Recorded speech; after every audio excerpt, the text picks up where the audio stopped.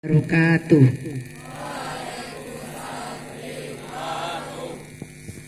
Puji syukur kita panjatkan kehadiran Allah Subhanahu wa Ta'ala yang telah memberikan kesehatan kita pada saat ini sehingga kita dapat melaksanakan kegiatan rutin setiap Senin upacara bendera dalam keadaan sehat walafiat.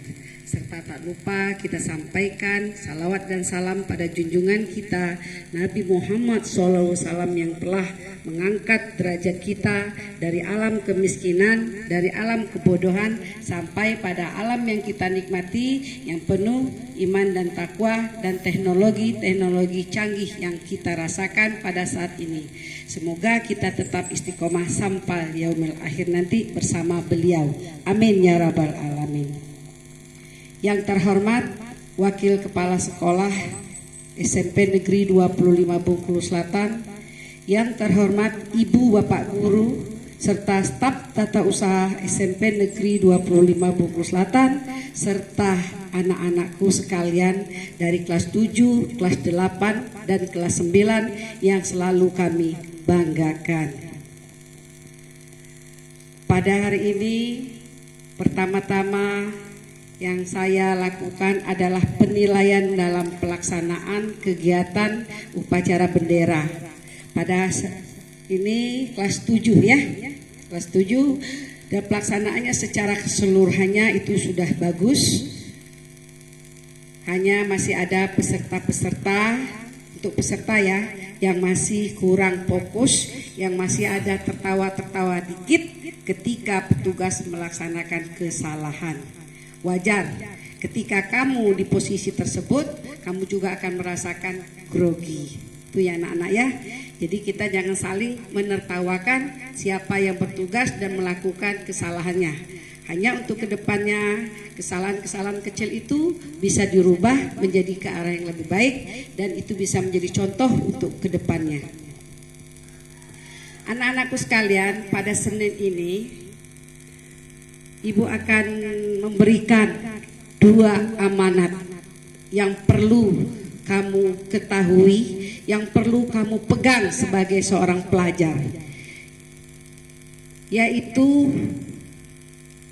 tanggung jawab. 2 tanggung jawab yang harus kamu pegang jika kamu berhasil menjadi seorang pelajar. Dan tanggung jawab tersebut jika kalian melaksanakannya dengan baik sebaik-baiknya, maka niscaya kalian akan berhasil menjadi seorang pelajar. Tentu sebaliknya, jika tanggung jawab tersebut kalian lepaskan atau tidak kalian laksanakan, maka kalian gagal menjadi seorang pelajar yang belajar di masa belajar saat ini. Dan tentu itu tidak kita inginkan, anak-anakku sekalian. Nah, apakah tanggung jawab yang harus kamu pikul? 2 tanggung jawab yang harus kamu pikul selagi kamu menjadi pelajar. 1, berat sekali nampaknya, tapi kalau seandainya kamu melaksanakan dengan ikhlas, kamu tahu tugas dan kewajiban, itu akan sangat mudah. Yaitu 1, menjaga kepercayaan. Menjaga kepercayaan dari orang-orang yang telah menyekolahkan kamu, yang telah membiayai kamu, yang telah mencari uang untuk biaya keperluan sekolah kamu, di mana kaki menjadi kepala, kepala menjadi kaki, hanya untuk menyekolah kamu, untuk menjadikan kamu yang lebih baik sesuai dengan keinginan mereka. Kamu bisa belajar di sekolah ini, kamu bisa berstatus jadi pelajar di sini, itu karena orang tua kamu.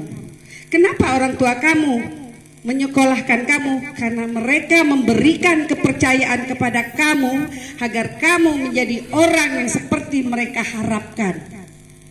Itu perlu camkan itu, nak. Jadi jangan khianati kepercayaan yang sudah diberikan orang tua kamu kepada kamu sebagai pelajar. Jika sekali kamu mengkhianatinya, maka orang tidak akan percaya lagi kepada kamu. Bahkan orang tuamu sangat kecewa dengan apa yang kalian kerjakan. Walaupun kita berpikir tidak ada orang tua yang tidak akan memaafkan anak-anaknya. Hanya saja di lain halnya ketika khianat itu kamu lakukan, maka itu akan menjadikan sebuah penyakit. Kamu akan mudah berkhianat dan penyakit itu akan melekat sampai kamu besar di kemudian hari. Itulah anak-anak yang perlu kamu camkan. Yang pertama, tanggung jawab itu adalah menjaga kepercayaan. Terus bagaimana cara menjaga kepercayaan itu? Singkat saja, murah sekali. Karena itu adalah tanggung jawab menjaga kepercayaan kamu selaku pelajar, yaitu menaati peraturan-peraturan yang ada di sekolah ini dengan berdisiplin diri. Tidak ada lagi anak-anak seperti yang di depan kita yang tidak memakai perlengkapan sekolah ketika di hari pertama kita sekolah.